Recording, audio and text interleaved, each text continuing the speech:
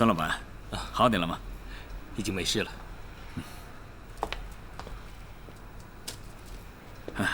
害得你食物过敏，真是太抱歉了。没关系，我这种体质是比较麻烦，从小到大已经发生过很多次这样的情况。本来日本料理相对安全，结果还是中枪了。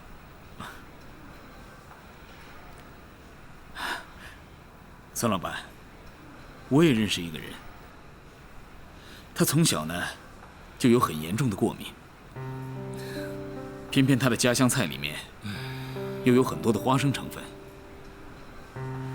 所以他每次吃饭非常麻烦。每次在入口前，他的奶奶、爸妈都要仔细询问食物的来源，如果弄不明白，他就不能吃。所以啊，他每次只能眼睁睁地看着他的兄弟姐妹吃好吃的糕饼，他却没法吃。于是呢，他就大哭大闹，说是对自己很不公平。是啊，我也是这样的情况，所以啊，我是深有体会啊。哦，我原来以为孙老板是独子，原来你也有兄弟姐妹啊。我是说我在学校的经验，不是兄弟姐妹。我自己没有半个兄弟姐妹。哦。啊，对了，今天是12号吧？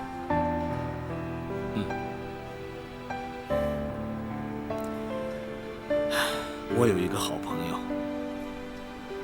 他每隔3天就会登一次寻人启事。他这个习惯，一坚持就是40多年。找一个人能够找40多年，要是换了普通人，早就放弃了。可是他一直不肯死心。40年前，他很穷，甚至连饭都吃不上。可是他还是每半个月挤出一笔钱来，在报上登小广告，找寻亲人。不管他活得有多么贫穷，过得有多么艰难，他从来没有放弃过。因为他知道，这个机会虽然很微小、渺茫、愚笨，但他仍执着坚持着。他相信水滴石穿，只要他一直坚持着呼唤他的亲人，他的亲人就一定会出现。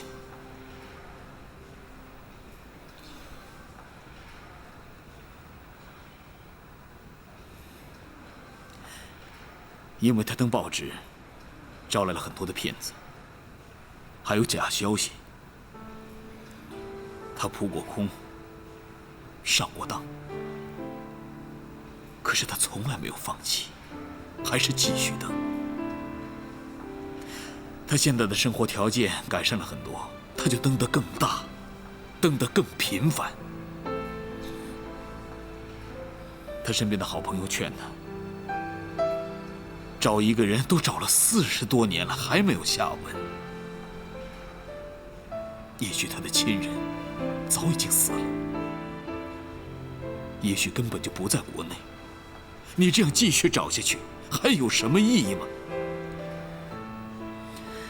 可是他说，他不能停下来，因为他过得很富足，他怕现在这种安逸幸福的生活让他忘了自己的小弟。寻找他失散多年的小弟，是他这辈子永远的痛。所以，他宁愿保持这种伤痛和遗憾，也不愿意去过完整而又幸福的生活。这份心意，就算他小弟不知道，他也不在乎。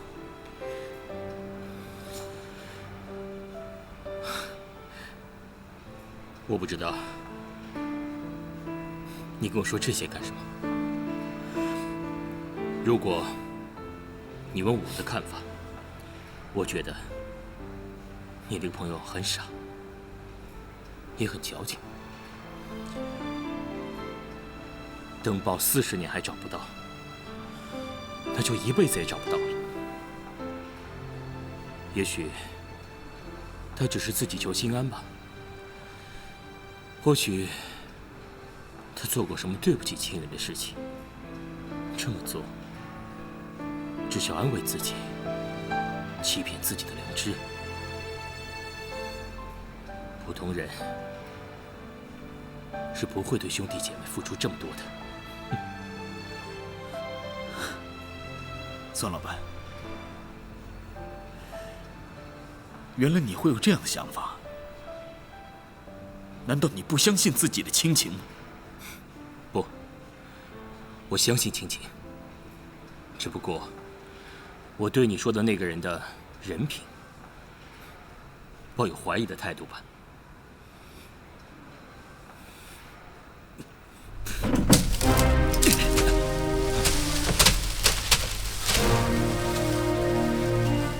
你。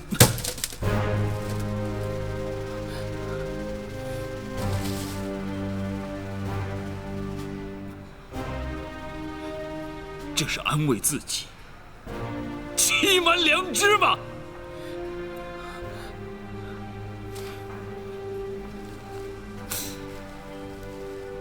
你一张一张仔细的看看，这是他这么多年来对你一直没有停止过的呼唤。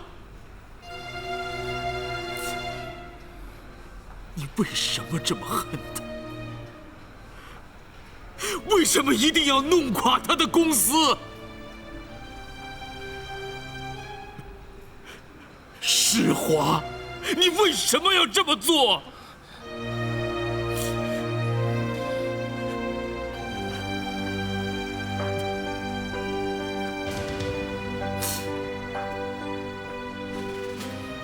你就是刘世华，我很确定。你就是被孙老爷领养走的刘世华！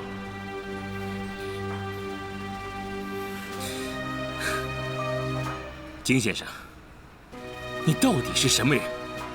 我不知道你替刘世杰说这些话用意到底是什么。我已经跟你说过了，我是他多年的好朋友，他一直在苦苦地寻找着你们这些亲人。可是，现在他的亲人明明就在他的眼前，却这么对待他，恐怕他连做梦都想不到啊！你未免替刘世杰想的也太多了吧，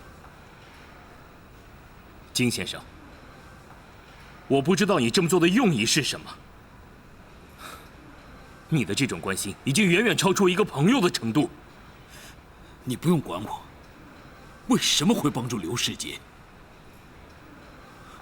我只知道，你就是刘世华。这件事情，我一定会告诉他。我不是什么刘世华，我更听不懂你在说什么。你从刚开始吵闹到现在，我一直觉得你莫名其妙。世华，世华。你为什么不承认自己的身份？你为什么要这么对待自己的大哥呀？没有为什么。第一，我叫孙祥，不叫刘世华。第二，在商言商，铲除自己的竞争对手是很正常的行为，需要任何理由吗？好了，我想休息了。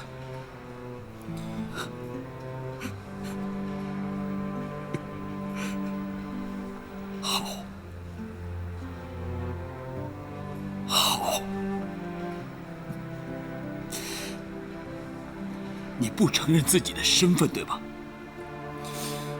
我一定会弄清楚原因。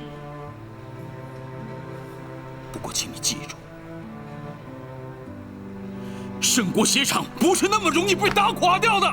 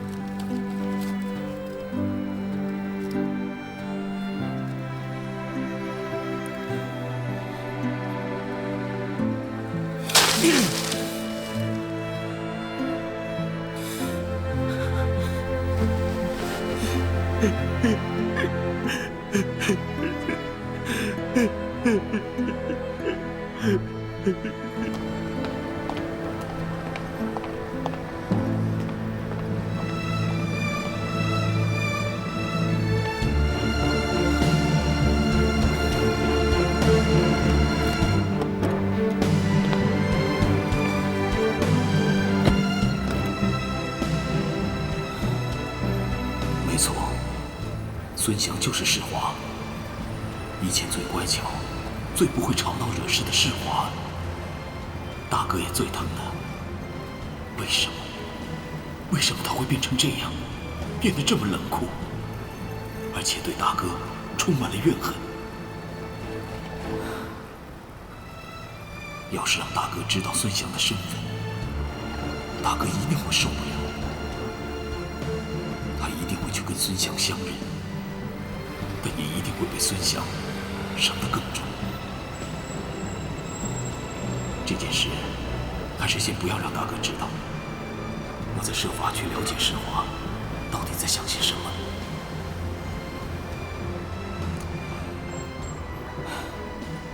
为什么世华会这么仇视大哥？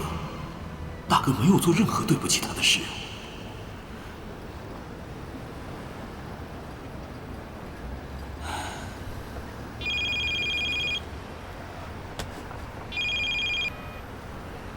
喂，什么事啊？啊，好，我马上回去。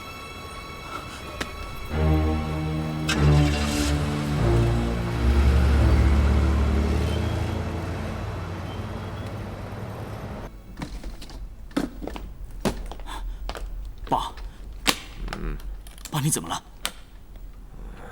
王医生，我爸他没事吧？老爷子是老毛病复发，血压太高了，所以晕倒了，要好好休养。另外，在饮食上，吃的要清淡一些，心情要保持平静。我没事，只是头晕了一下，说的好像我快要没命了似的。爸，你前一阵子才动过心脏手术，不好好休养，又不忌口，这样下去真的很危险的。我都80了，还忌什么口啊？忌口能活到120岁吗？啊？哎，一根小小的血管打不倒我的。这是给老爷子开的一些降压药，另外还有一张饮食方面要注意的清单，最好是能随时提醒老爷子。好，谢谢你，王医生。不客气，送王医生回去。是，我走了。医生请。请。好。医生慢走。哎。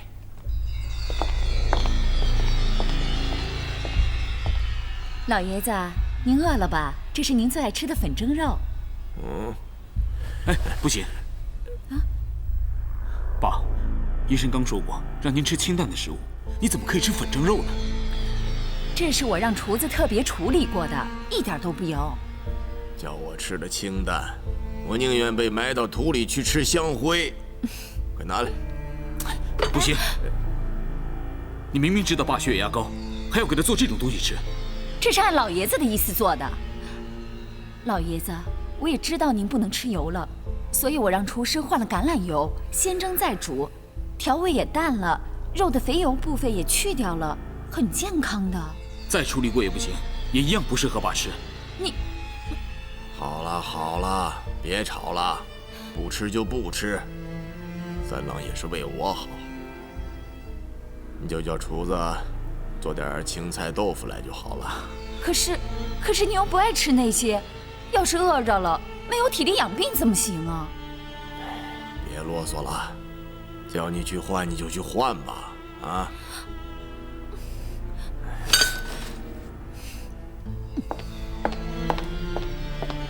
三郎啊，亏你有心，知道担心我的身体。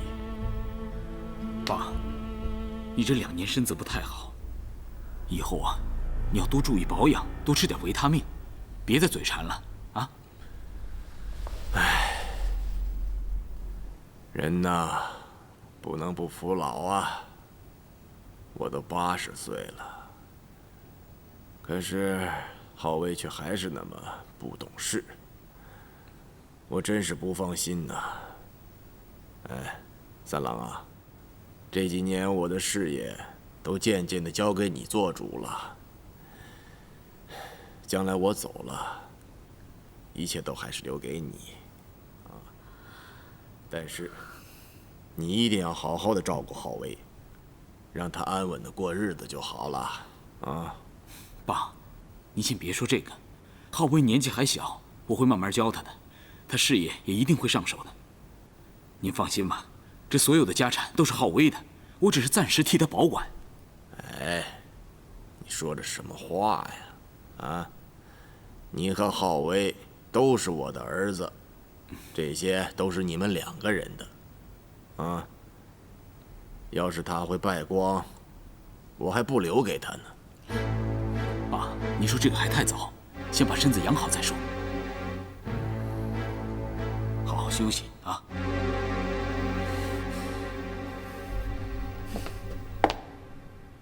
就去那儿不行啊？那儿很好的，就去那儿吧。哎呀，听我的好啦，那儿不错的，真的挺好的。好了，不跟你说了啊，待会儿见。浩威，浩威，前一阵子让你到大哥公司去多学学看看，你学到什么了？看出什么了？哎，要不这样，从明天开始你去上班，把公司的生意弄清楚。我不要，那些是好烦人的，大哥爱管，让他去管好了嘛。你怎么还在这里吊儿郎当的呀？你就快什么都没有了，你知道吗？你爸要把一切都给你大哥，到时候我们母子一定会被他赶到街上去当乞丐的。不会啦，你不要穷紧张好不好啊？就算我们母子真的被赶出去了，我可以去修机车嘛。至于你呢，爸，你还是很漂亮的，应该还会有人愿意娶你的。不可能啦，放心好了。你这个死孩子，你还消遣我！情况很紧急，不能再开玩笑了。好了好了，我知道了。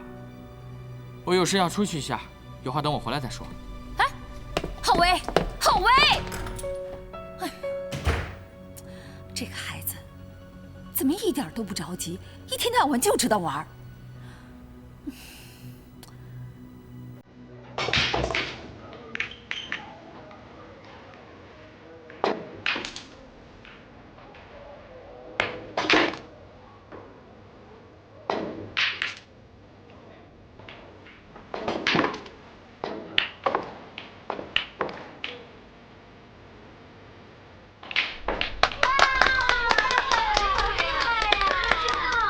直播比赛了，就是呀，太帅了！一人1杯啤酒，我买单。好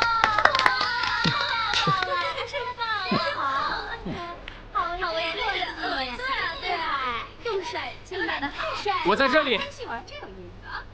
谁呀？谁啊？哎，过来！你看，他谁呀？走了，真是的，真是讨厌。哎，你怎么老是约在这种地方？你就不能约在正常一点的地方吗？这个地方很正常啊。这一点都不是正常的地方。我说的正常的地方，比如咖啡馆啊。那是中年人谈公事的地方。那或是公园啊。你要练相公吗？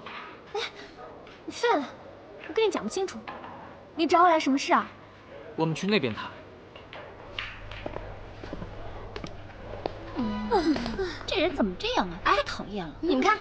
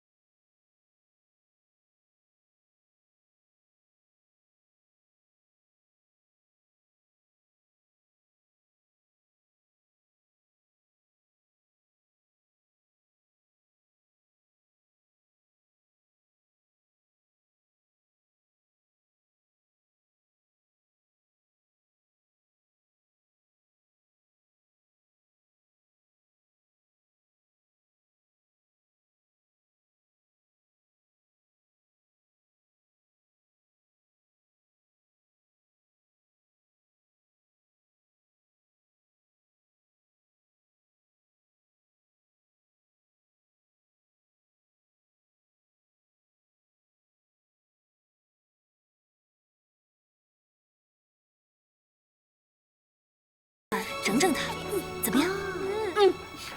爸，你跟浩威什么关系啊？对啊，快点说，快说，说呀！我和他什么关系？关你们什么事儿啊？哼，不错呀，浩威还买大哥大给你啊。你这么老了，我倒是想见识见识，你是用什么手段勾引浩威的？那电话是我妈咪给我的。谁说我老啊？你今年5岁吗？你要15岁就能说我老？不要脸！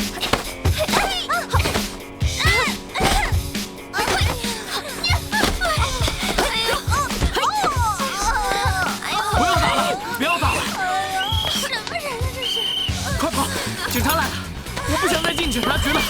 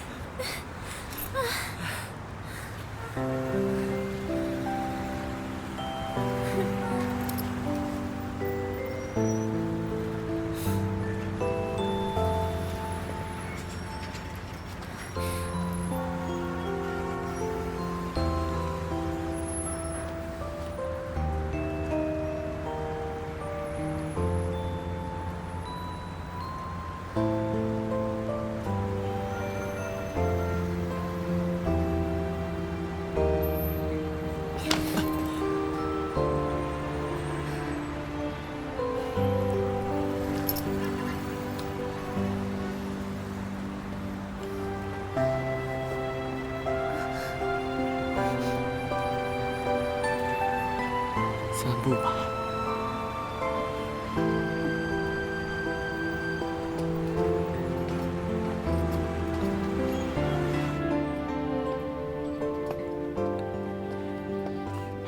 还好跑得快，不然我们今天又要进警察局了。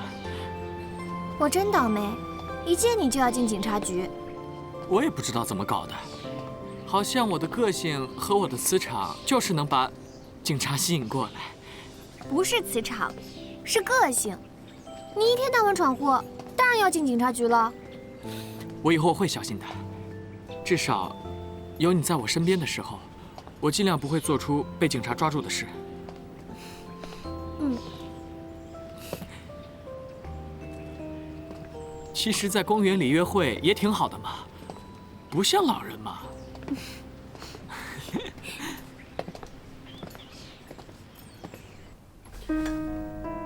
你要取消订单？黄老板，这到底是怎么回事？咱们合作了很久了，不是吗？怎么？不是黄老板，我黄老板。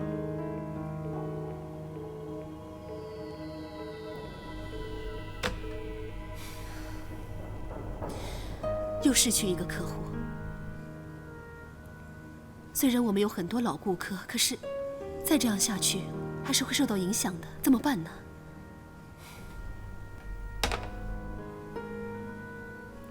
我有其他的办法。总之，我绝对不会让我们的鞋厂坐以待毙的。你还是要去找爱达公司吗？他们现在应该不会理会我们的抗议了。找他们也没用，咱们要自己想办法。可是，三郎，你不可以进去，你让他不想见你。三郎，大哥，我已经找孙祥谈过了。我没要你去找他谈，我不会让他得逞的。厦门那边我已经详细的了解了，我一定会把他设厂的计划给压下来。大哥。你想要重建刘家的祖宅，就要我来帮你。否则你为了赌气，连自己的祖宅都重建不了，你才会成为刘家的罪人。你少说这种话来激我。你说的好像我不听你的话就不行。事实就是这样，你就是自尊心过剩。孙祥在厦门有另一个制鞋厂，他买下刘家祖宅的用地，写明了就是要扩建工厂。我们必须把订单全部都抢回来。他设厂的计划才有可能被打回票，甚至于由你来申请使用那块地。大哥，你可以不赚钱，但你愿意眼睁睁看着刘家的祖宅变成工厂吗？你想让一家人在那里团圆的梦想呢，就永远无法实现了，都成泡影了。亚萍，三郎，你会出现在我大哥的办公室，真是稀奇呀。亚萍，今天怎么专程来工厂啊？有什么事吗？我刚刚想打电话给家全，不知道为什么他的手机打不通，所以我就自己来了。家全呢？不知道跑到哪儿去了，整天都没有见到人了。我有件事情想让他先知道，给他一个惊喜。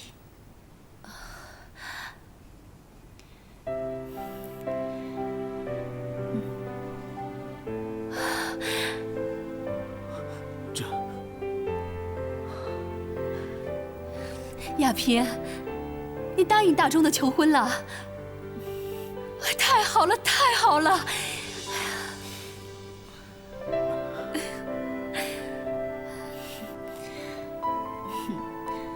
家全，他费尽心思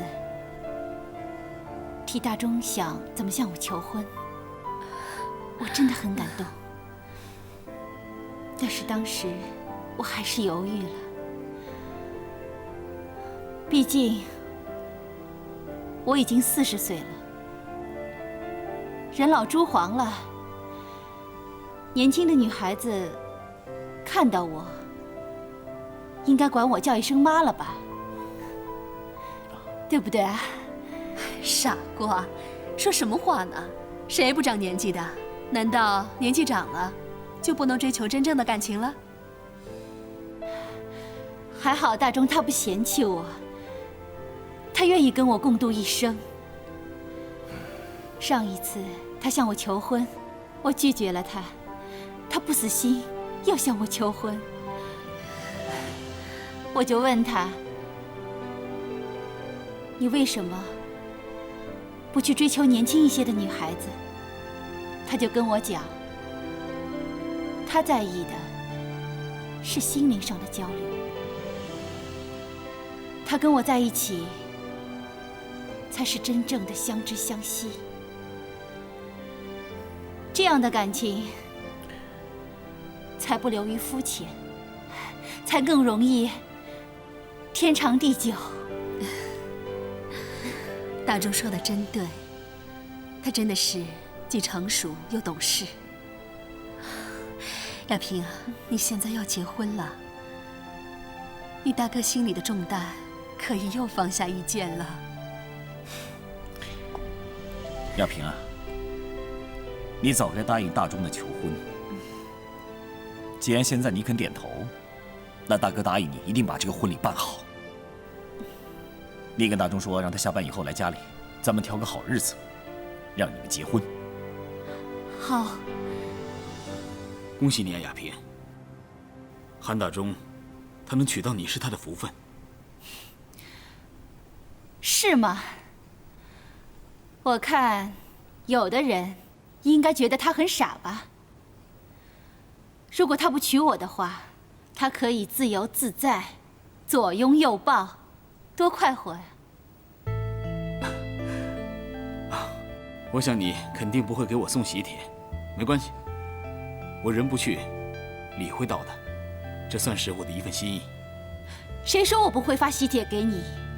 我会发，你一定要来哦。哼，你敢送，我就一定敢去。那我就等你的喜帖啊，说话可要算数啊。好。好了，大哥，还是谈正事吧。我会帮你把订单抢回来，这不是赚钱不赚钱的问题，而是关系到刘家祖宅能不能重建。还有，一定要给孙祥一个教训。我等你的喜帖了。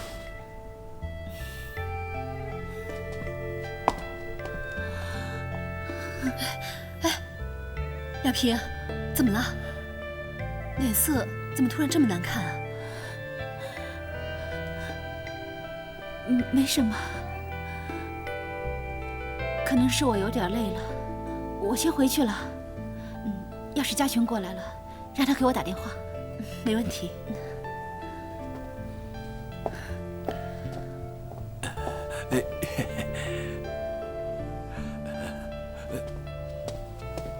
老莫，奇怪了，那亚萍真的想嫁给韩先生？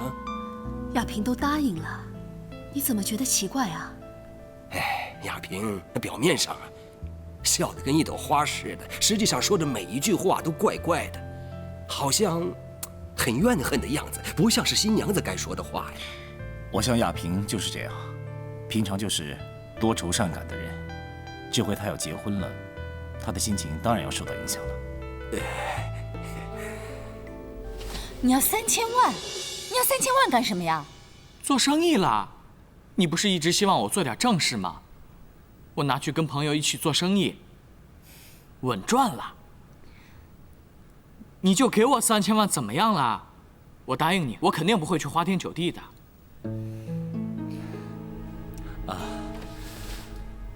浩威少爷，这个3000万可不是小数目。你要做什么生意？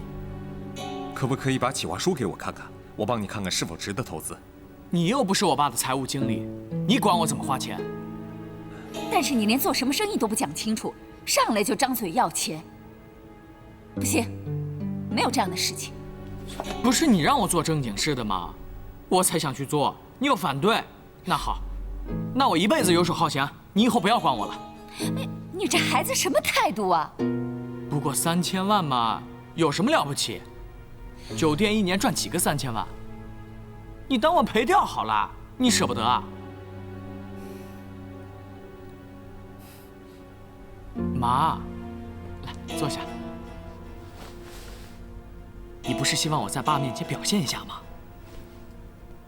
我有个秘密计划，只要有这3000万，就能达成。你给我启动资金，让我好好搏一下。如果我真的搏出来了，爸一定会高兴的。妈。夫人，浩威少爷说的没错，3000万又不是赔不起，也不是什么大钱。我看这样吧，跟老爷商量一下，看是不是能给少爷一笔创业资金，让少爷放手去试试。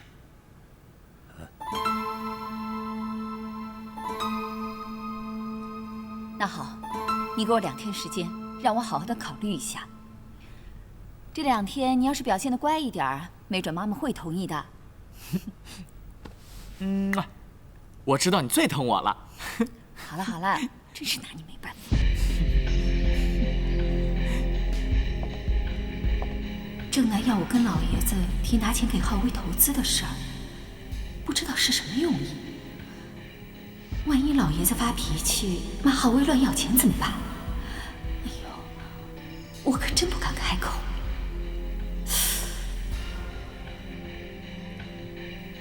可是郑南鬼点子多，他要我这么做，一定有理由。我就试试看，大不了挨顿骂。大陆市场非常大，是该开始布局了。虽然现在一般人的收入不高，但是万元户每年成长率很惊人，这是一块很大的内需市场。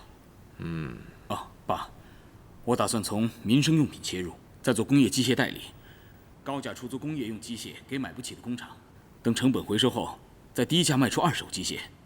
我算了一下，市场用量很大，我们应该很快就能赚到钱。三郎啊，你的眼光一向很准。不过，真的要投入大陆市场，怎么不从汕头、深圳那里开始啊？偏偏要选厦门。爸，是因为我恰巧有很多客户都在厦门，好打通人脉，做事方便。需要多少资金啊？啊，第一批资金需要5000万，以后根据情况再追加。爸，我会做出一批完整的详细计划书，让您知道每一分钱的去向。5000万是不多，你也别给我看什么计划书了，就去做吧。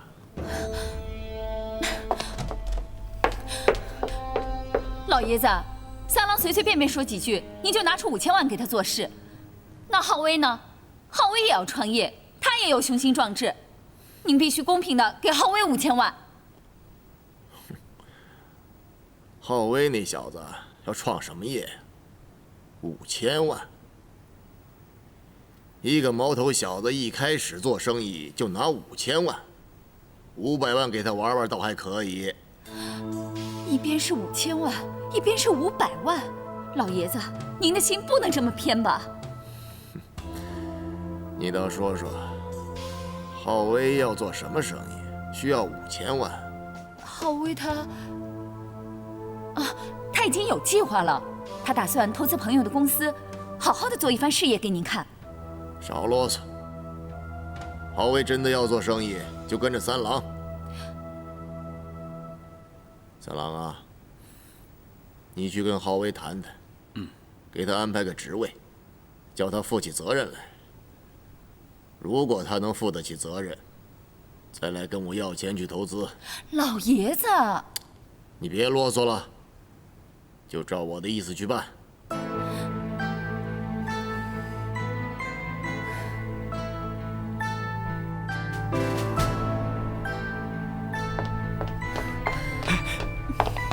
怎么样了，妈？你自己问三郎。从今天起，你就是他的手下，听他的命令，拿他的工资了。为什么？我是要投资，不是要一份工作啊！浩威，你借几千万做投资，爸肯定不会答应的。你跟我去一趟公司，我会安排差事给你。我不要，我着急要投资。爸不给，妈你肯定有啊！妈，你就给我资金，让我做生意嘛！好了好了，少废话，跟我走。走。妈。哎呀，气死我了！你和浩威一样傻呀！你明明知道老爷子不会给浩威那么多的钱，你还让我去说，让我去受气。怎么了？你说气不气人？那个三郎随随便便给老爷子说2句，老爷子就拿出5000万让他做什么进口工业机械。我的浩威呢？浩威只有500万，500万呢？500万也好啊。为什么金三郎就可以拿5000万，浩威就只有500万？你还说好？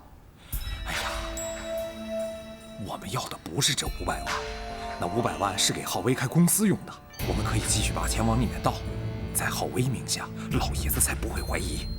那你为什么不早说呀？哎呀，你就是心急。不过话又说回来了，三郎突然要5000万做生意，要去做什么工业进口机械？老爷子的公司除了以前的几间歌厅、餐厅，现在比较赚钱的就是赌场、舞厅，还有房地产，没听说有什么机械生意。你不觉得这事儿有点奇怪吗？我也不知道为什么他还要做这个生意。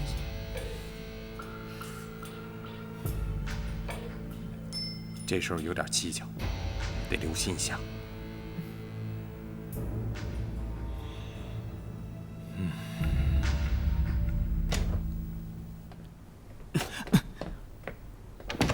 我不想坐办公室，不要逼我。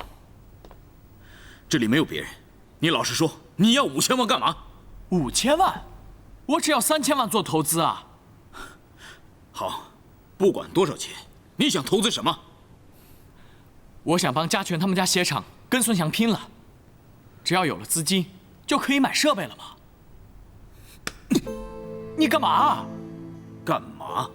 你以为捧着钱去刘家，刘世杰就愿意接受吗？你不要做梦了。他们工厂都快倒闭了，我不信他不收。你真是太不了解刘世杰了。刘世杰宁愿工厂倒闭，也不会收下这笔钱的。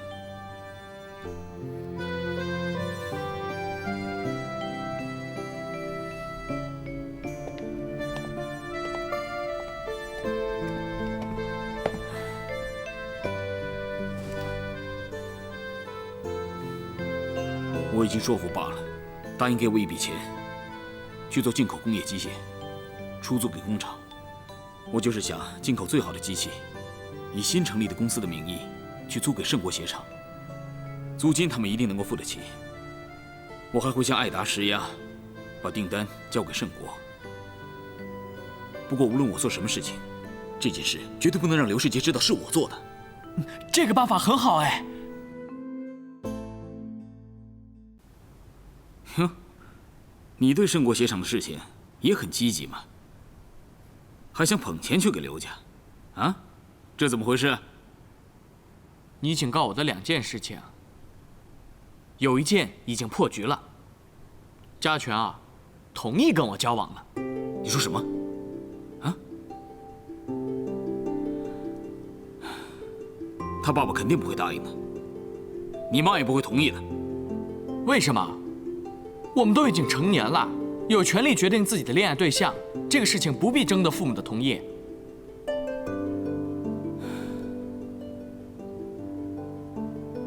浩威，跟他交往，我没有意见。不过你们的未来一定会充满阻碍的，你要做好心理准备。放心，我会做一个负责任的男人。既然这样，你就跟家权说，我教你一套说法，让他回去转告刘世杰，刘世杰才会在不知不觉的情况下，让我们帮助他。来，我跟你说，浩威啊，你就这么说。好，好，我知道了。明天一早我就去拿设备目录，帮我谢谢三郎哥。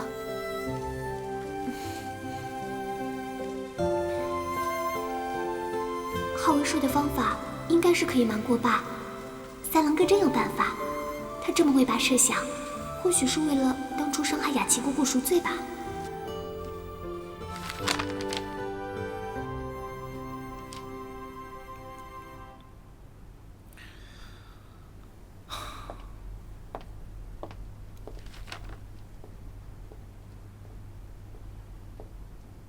怎么，又在想工厂的事啊？明天爱达公司就要做最后的比价了，我们根本比不过祥利，我看是没机会了。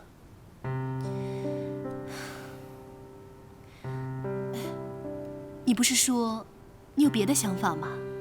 可以说来让我听听吗？就是打算以后不再接待工单，发展自创品牌。虽然一开始会比较辛苦，但是时间久了，一定会有成果的。这是一个好法子哎。只是这是一个大转型，是要到处拓展渠道，那会很辛苦的。我是不怕拓展渠道。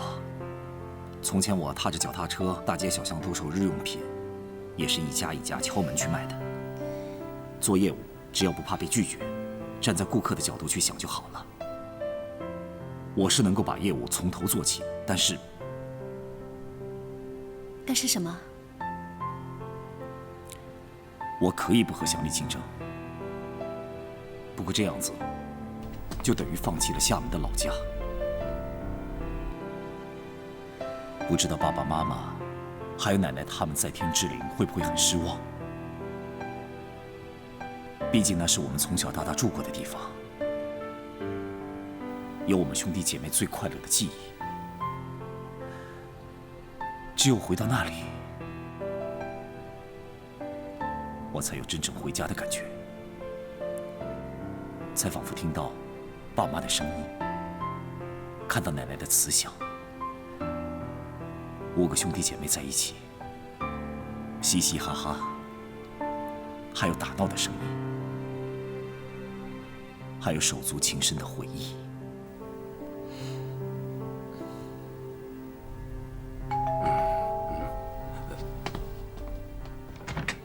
来了，雅萍来了，来，进来吧。雅萍大叔来了，大哥大嫂，王婶做了不少拿手菜要招待你们呢。在外面就闻到了，真香。是吗？哎，还韩先生啊，王婶，不对，以后就是一家人了。你在这儿吃的菜啊，都是你的家常菜了啊。好，坐。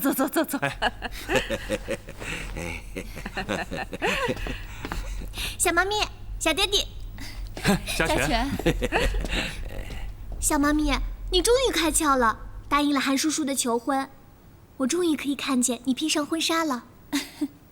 我呀，做广告模特那么久了，婚纱不知道披了几百次了，早就没感觉了。怎么会呢？你工作拍照跟自己真正出嫁，那感觉一定是不一样的。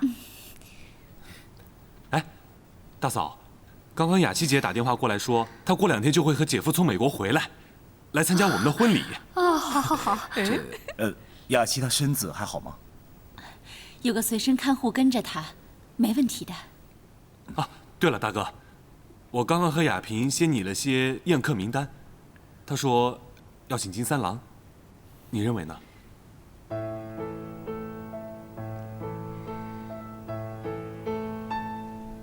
雅萍结婚，雅琪会回来。如果世文也参加，那虽然少了世华，我们5个兄弟姐妹也算回来了4个。他来不来有那么重要吗？你说要发帖子给他，那你就发吧。你这次见到金三郎不打他啦？是啊。好了，大家都到齐了，先去吃饭吧。对，吃饭，你又吃饭，走，吃饭去喽。先吃饭吧。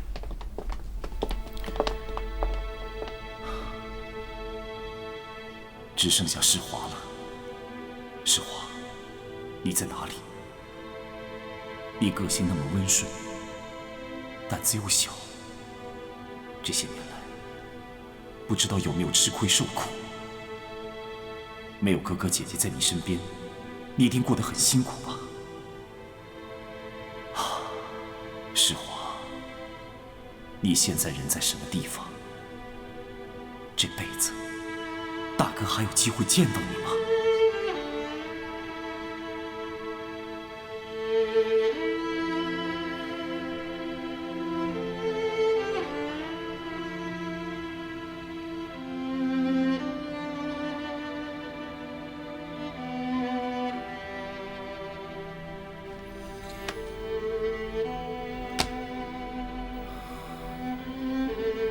这个世界上什么样的人最贫穷？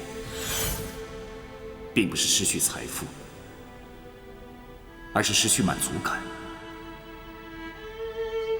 一个没有亲人的人，哪怕他的事业再成功，而没有亲人来跟他分享，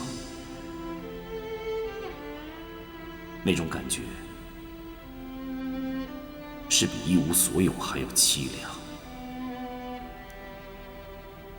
只有家人和亲人能够让你的努力有意义，即便在你死后，也不会让你的努力变成一场空。不，那些都是骗人的鬼话。什么亲情，什么兄弟姐妹的恩情，都是假的。我一个人过得很好，我比你们任何一个人都要成功。我不需要什么亲情。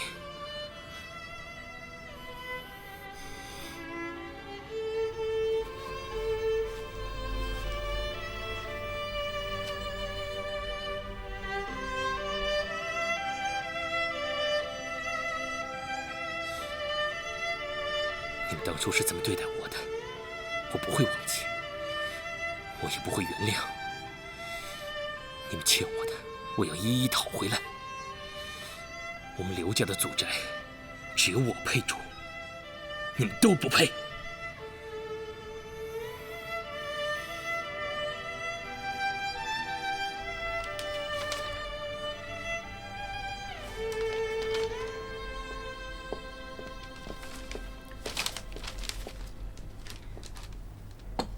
嘉全怎么还没来工厂？他一大早就跑出去了，也不知道跑到哪儿去了。这丫头太不像话了。走了，不等她了。哎，世杰，你真的要去试试看啊？时间还早啊。我想要在比价之前，再去趟祥利公司，设法和孙董事长再谈谈，或许他会改变。你自己知道不可能吧？爸妈，你们先别急着去比价，我找到救我们工厂的办法了。什么办法？我通过一些客户找到一家专门出租高级设备的公司，他们出租的都是制鞋的高级设备，租金很便宜，比我们买划算多了。我算过了，我们手上的周转资金可以租不少这样的设备。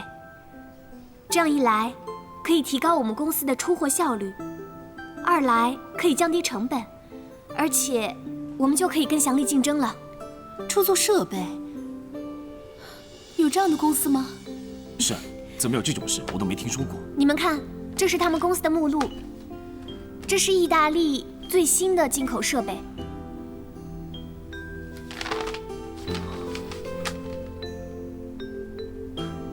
是啊，这些机器都是最新款，是很贵的。旁边有租金，你们看，比我们买划算多了吧？而且签下租赁合同之后，只要满5年就可以低价买下这些设备，等于是分期付款。怎么会有出租设备这种公司啊？妈，国外其实早就有了。雅琪姑姑不是说，他们的车也是向车商租的，1年付一笔租金，满3年或者是5年可以再换一辆新车来租，也可以多花一点钱买下那辆车。其实跟我们的办法是一样的，外国早都这样做了。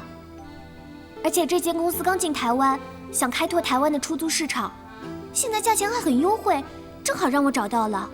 爸妈，你看，老天爷都在帮我们呢。如果这是真的，那就太好了。师姐，那我们就不用花大钱来扩充设备了吗？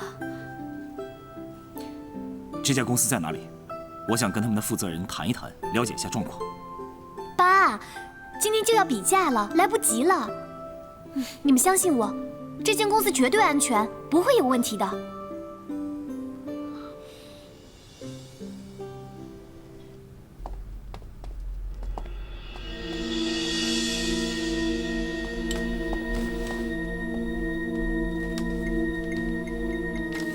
那，孙董，这就是我们公司的报价单，您填好之后，我们就当做完成了比价手续，可以签约了。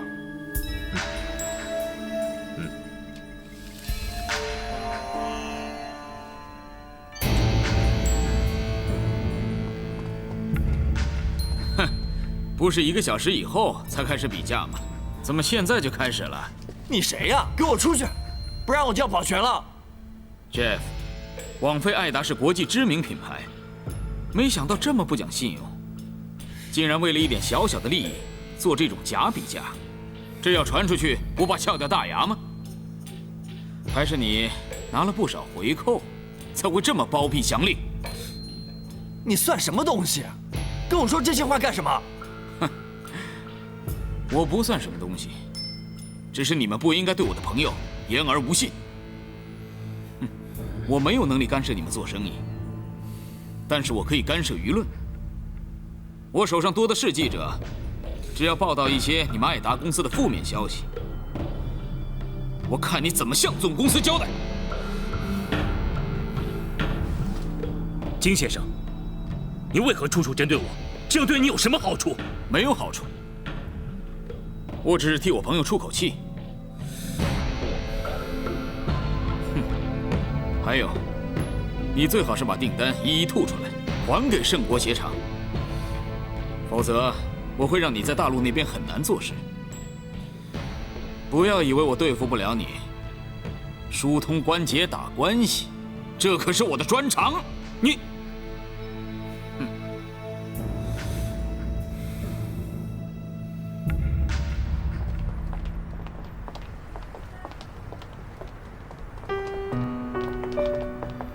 孙老板，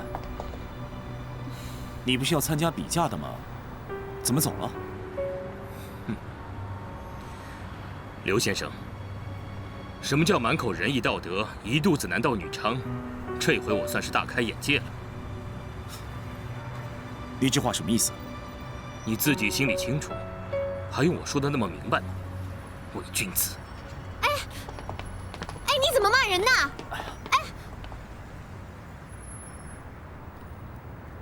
算了，我们还是先进去吧。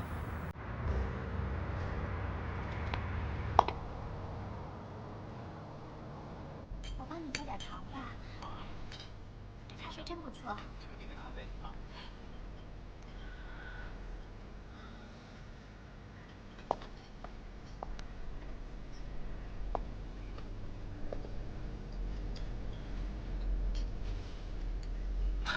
真是没有想到，你会主动打电话找我。我有话要问你。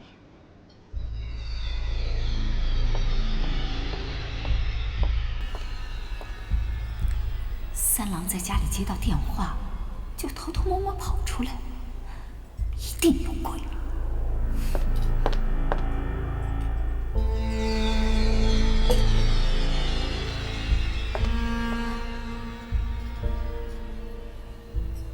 正南说的没错，三郎真的跟刘世杰串通好了。好啊，我一定要让你栽在我手上。你一定是用了什么手段，逼孙老板放弃了订单，否则他那种人不会轻言退让的。先用手段的人是他呀，大哥。你不要到了这个节骨眼还想光明正大好吗？是他们先插单的。他们用手段是他们的事，我不想同流合污，更不想让你用不法手段帮我的忙。我现在做都已经做了，孙强那个混蛋也让步了，你还想怎么样？所以我后来并没有和艾达签约。要是我真的要了那张订单，那岂不是同意你的做法了吗？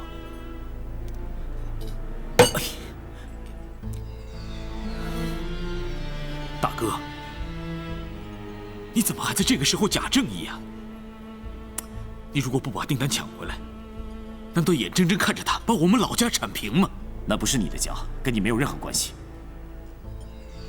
告诉你，我也不会去租那些机器，因为那都是金爸的脏钱买的，对不对？对。可是用金爸的钱又怎么样？那是他欠我们的，是他应该还给我们的。你在说什么？我们？你是你，我是我。你不是刘世文，我也不会承认你是刘家的子孙，我更不会承认你是我的弟弟亚平的哥哥刘世文。三郎和刘世杰是亲兄弟，怎么会这样？那么这些年来，三郎和刘家的恩怨是怎么一回事？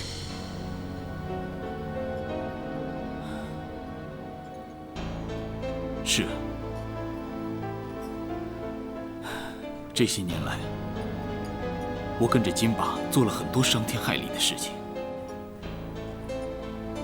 我的确是没脸说自己是刘家的子孙，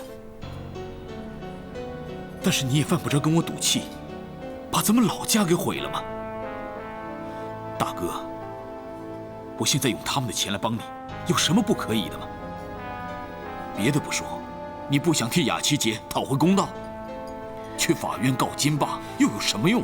你现在连1毛钱的赔偿金都没有拿到，我现在花的每一分钱，都是他们应该还给你的，还给我们刘家的。你不要口口声声都是为了我们，我是不会这么轻易原谅你的。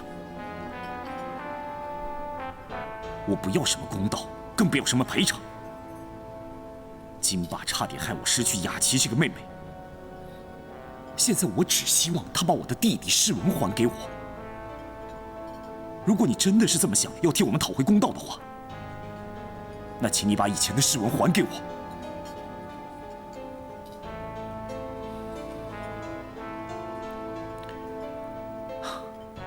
我真的是希望你能够脱离金霸，回来认祖归宗。当年你离开家的时候两手空空，你现在也两手空空回来就够了。我跟你回去干什么？坐以待毙吗？大哥，请你再给我几年的时间。我爸现在病得很厉害，我不想让殷鑫把所有的财产全部拿走。等我把这一切安排得妥妥当当，我才能够离开呀。你这根本就不是理由，金霸他不是你父亲。你曾经说过，等到金霸他的孩子长大，你就马上回来认祖归宗。结果呢？这一晃就是25、26年，你还在等什么？难道你真的想等金霸过世，当他的孝子贤孙，分他的脏钱是吗？大哥，我也很想回去认祖归宗啊。但是请你答应我，至少这一次你让我保住我们老家。你就让我帮你一次。等我们渡过了难关，我一定会在你跟雅琪姐的面前当面谢罪。我会向雅琪姐说明这一切，接受她的指责。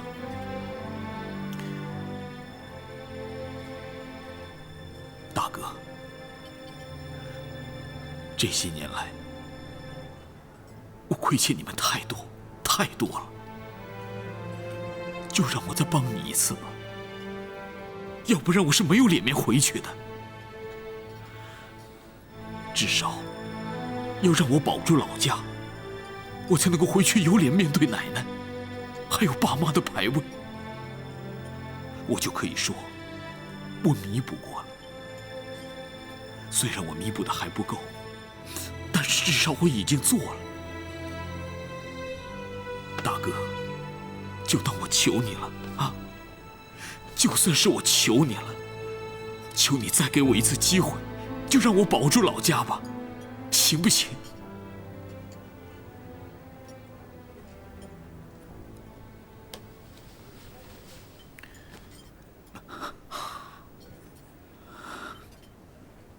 这是我给你的最大底线。等机器进口之后，我就会把它租下来。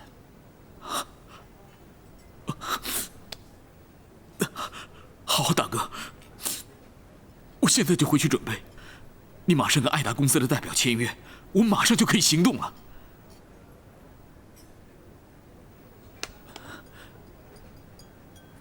你别忘了，我们大家都在等你回来。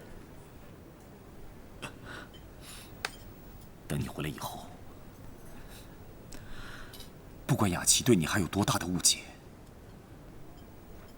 大哥都会陪你一起承担的。那就好。大哥，你还记得小时候吗？我总是爱欺负雅琪姐，她总说一定要找个机会好好的修理我。这一次啊，我一定让她好好修理，绝不反抗。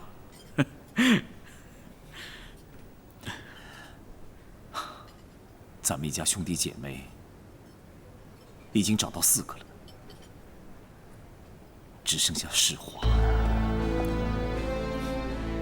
世华最乖最听话，这么多年来，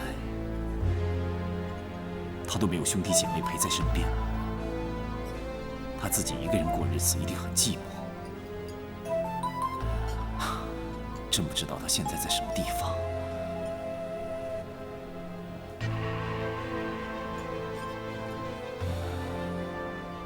我现在用他们的钱来帮你，有什么不可以的吗？别的不说，你不想替雅琪姐讨回公道，去法院告金霸又有什么用啊？你现在连1毛钱的赔偿金都没有拿到，我现在所花的每一分钱，都是他们应该还给你的，还给我们刘家的。大哥，就请你再给我几年的时间。我爸现在病得很厉害，我不想让殷鑫把所有财产全部拿走。等我把这一切全部安排得妥妥当当，我才能够离开。金三郎，你这个混！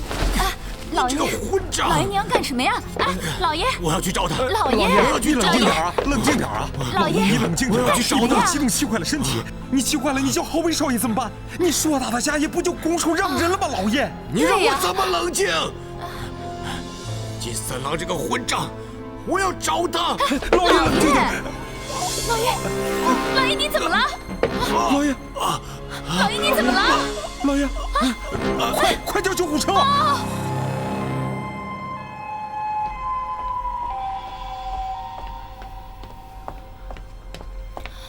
爸怎么了？怎么又发作了呢？他，老爷子情况你也了解，一激动嘛，就这样。什么事让他这么激动？我也不太清楚，我当时不在里面，不知道发生了什么事。老爷子就是这脾气，一点小事就能生气。我也不知道我哪儿得罪他了，等他醒了你自己问吧。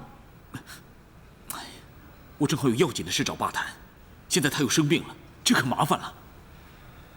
哎呀，这也没办法，什么事儿老爷子做不了主就耽搁了。我看还是等老爷子的病情稳定了再说吧。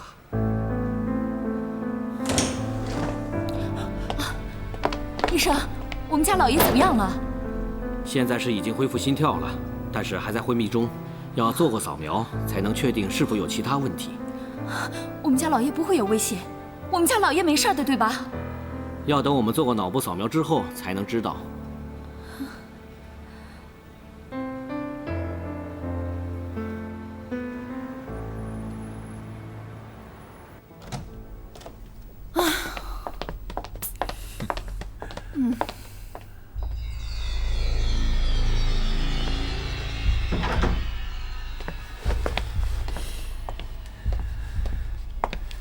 累不累啊？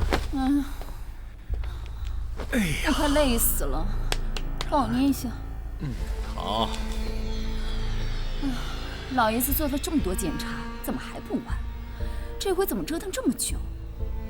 哎，你说，不会真有什么事儿吧？老爷子一直昏迷不醒，我看情况不妙。那可怎么办？现在凡事都是三郎大权一把抓，要是老爷子这时候走了，我们就完了。你先别急，先把郝威少爷找回来，让他随时守在病床边，半步也不要离开。万一老爷清醒过来，一定要让他第一时间看见守在他病床边的是郝威少爷。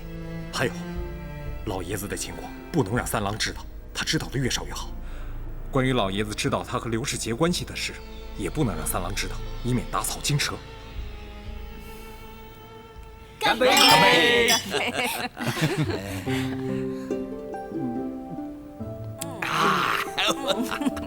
真是太好了！哎，这鞋厂啊，不但不会关门，而且是越做越大，这是天公疼笨蛋呐！什么天公疼笨蛋？你不会讲就不要乱讲。台湾人讲啊，天公疼公狼。公狼不是笨蛋。不是，公狼不是指笨蛋，是指啊不会算计别人的好人呢。对对，我就这个意思。天公疼公狼。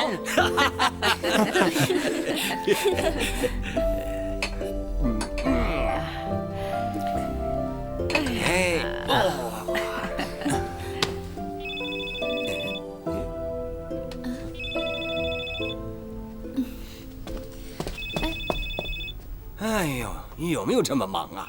拿着个电话满街走，这日子怎么过呀？是，可是真的很方便。大哥，你也是老板，有一个移动电话在身上，做生意会更方便一些。工厂的事就不用担心了，现在重要的是你们的婚礼，你们日子定好了没有？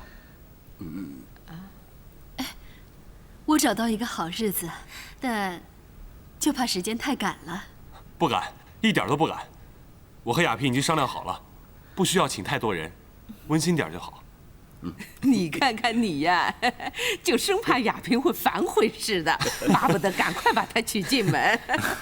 哎，那干脆啊，现在就拜一拜啊，把这个香槟啊当你们喜酒好了啊。不行，哪能那么寒酸啊？这星期雅琪都要赶回来了，这要有个大场面才行。哎，交给家全好了，这方面的事他最会安排了。哎，对。大家放心，我一定给亚萍一个最难忘的婚礼，不让她后悔这个决定。我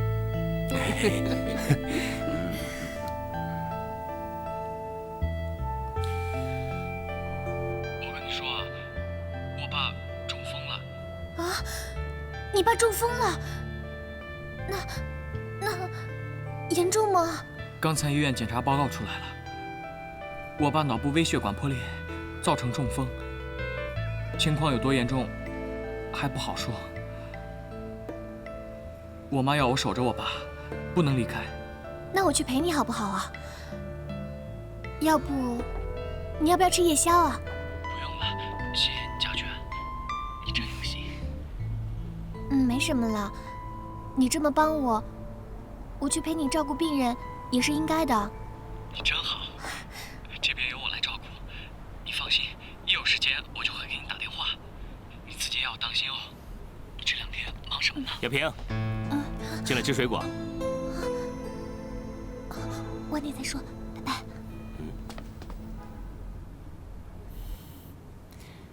谁打的电话？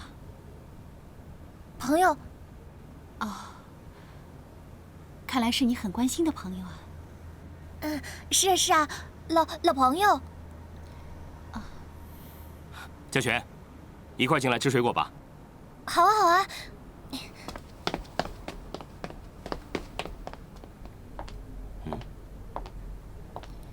你跟嘉璇说什么了？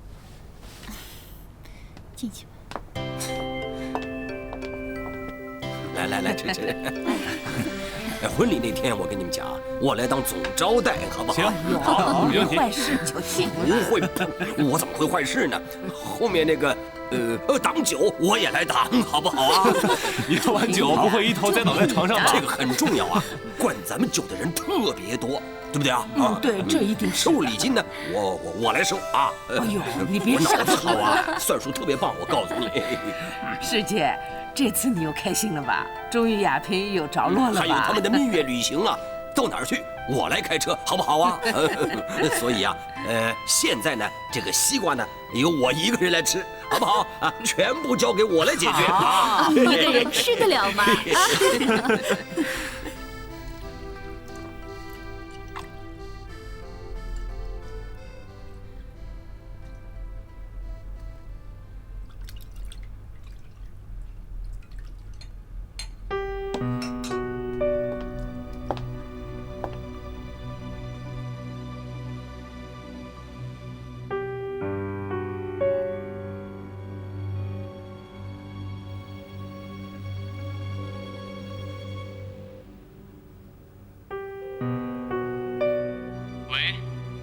到现在才有时间打电话给我，刚刚怎么突然挂电话了？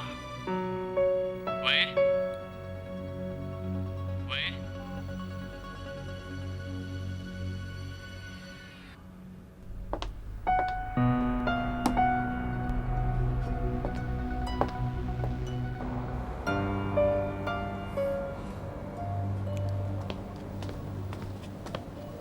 来了，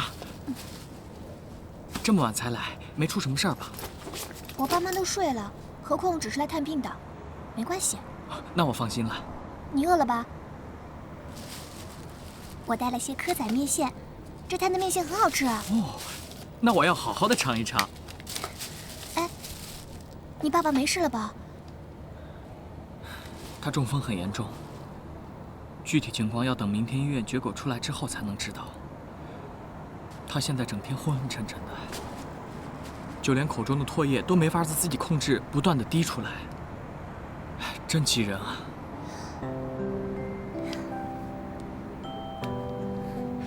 你说这是你爸第一次中风，我看呢，以后只要努力复健就可以恢复的。听你这么说，我安心多了。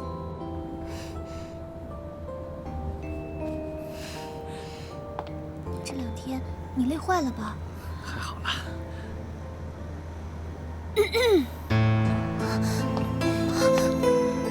小猫咪，阿姨，你们2个什么时候开始交往的？刘阿姨，是我追嘉全的。我知道你们家和我们家有很多的不愉快，但是你们是你们的，我们是我们的。我和嘉全是真心交往的。你说的倒容易，你整天不务正业的，就想交女朋友了。要不是靠你爸妈，你连自己都养活不了。小妈咪，浩威现在确实没有什么责任感，可是我相信他会真心对待我的。你让我们交往看看，我们自己会做出决定的。刘阿姨，我的确不能跟您保证我会为了嘉全而努力工作，因为那不是我的个性。可是我可以保证，我起码不会再害他进警察局。小妈咪，我知道你和浩威的妈妈是仇人，我爸也很讨厌金家。可是我们会化解你们的恩怨呢，而且这也不影响我和浩威交往啊。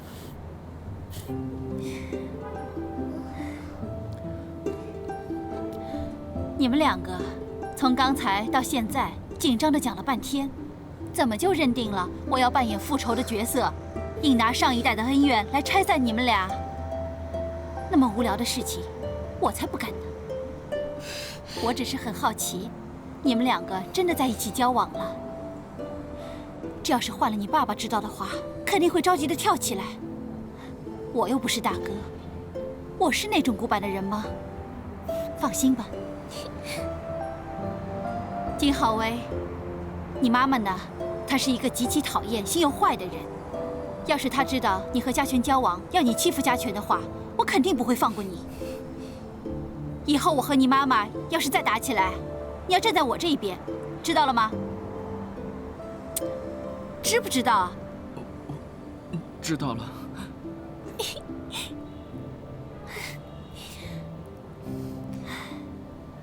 好了，回家吧。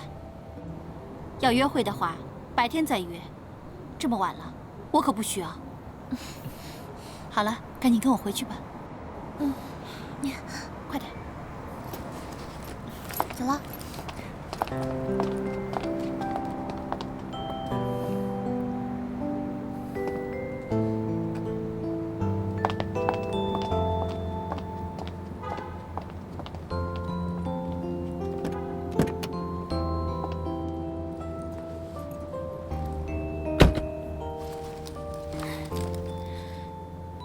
其实你也该谈恋爱了，别瞒着我，我会尊重你的选择。小妈咪，你真开明。哎，对了，这件事情千万不能让你爸知道。他对金家恨之入骨，认为金家的人都是坏人。他要是知道了，肯定要你和金浩威分手的。你自己要小心点儿啊。我知道了。其实当年雅琪姐的车祸也是金爸造成的，和金浩威无关，我不会怪罪到他身上的。哎，刚才听你们说，金爸他中风了。哎，人都有老的一天。毕竟当年他也提拔过我。既然他现在已经病成这样，那些当年的恩怨就算了吧。希望他能够早日恢复健康。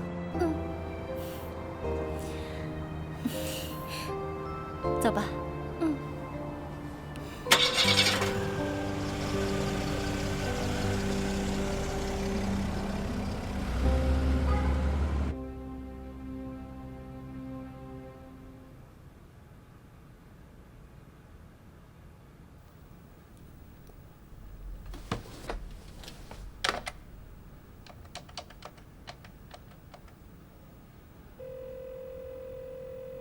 喂，请问是高医生吗？我姓金，是金爸的儿子金三郎。我爸已经住院3天了，我去医院看我爸，为什么你们都说他的病情还不明朗？难道现在还查不出个所以然吗？对不起，我不能对你泄露病情。不能泄露病情？我是他的儿子，难道还不能了解他的病情吗？这是他妻子交代的。他的妻子交代的？好，我回去问清楚。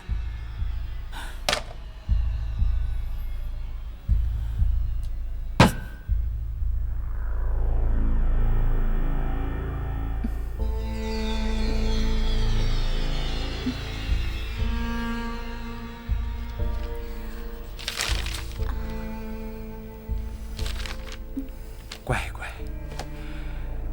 我抓紧结算了一下老爷的资产，简直不得了啊！足够我们花3辈子也花不完。真的呀？我就等着这一天呢。更巧的是，老爷子帮我们打开了方便之门。原来三郎只是挂名集团的总经理，手上没有任何公司的资产和产权，只是由每一个项目里支取薪水。老爷子把他管得很紧，只要是上千万的贸易，必须得到老爷子的亲自认可才能够执行。原来三郎只是拿薪水。那要是这样，老爷随时都可以把他给拔除了。只要老爷子的一句话，三郎就什么都不是。现在万一老爷子走了，你是配偶，有1半的继承权。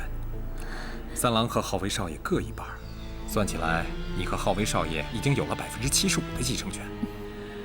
但是如果老爷子对三郎不满意，正式提出终止收养合同，那三郎就不是名义上的养子，就连1毛钱也得不到。那我一定要把老爷照顾好了。等他一清醒，第一件事情肯定是终止收养。他是被三郎气得中风的，他怎么可能再给三郎1毛钱呢？上天真是太眷顾我们了。正南，多亏有你，要不然我真的不知道该怎么办呢。那你该怎么感谢我呢？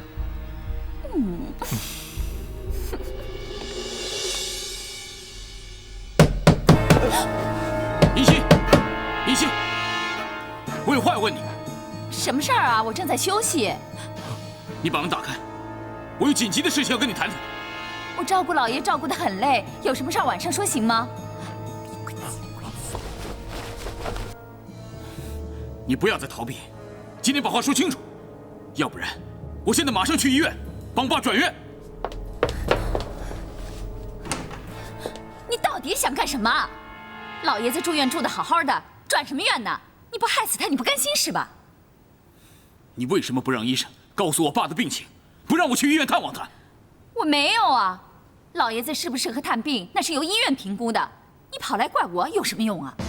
主治医生告诉我，是你交代他不要让任何人知道爸的病情的。我是为老爷子的安全着想，他在外面有这么多的仇家，要是有人趁这个机会对他下手，那怎么办？你是不是心里有鬼啊？才这么胡思乱想。我要休息了，你没事别来烦我。你。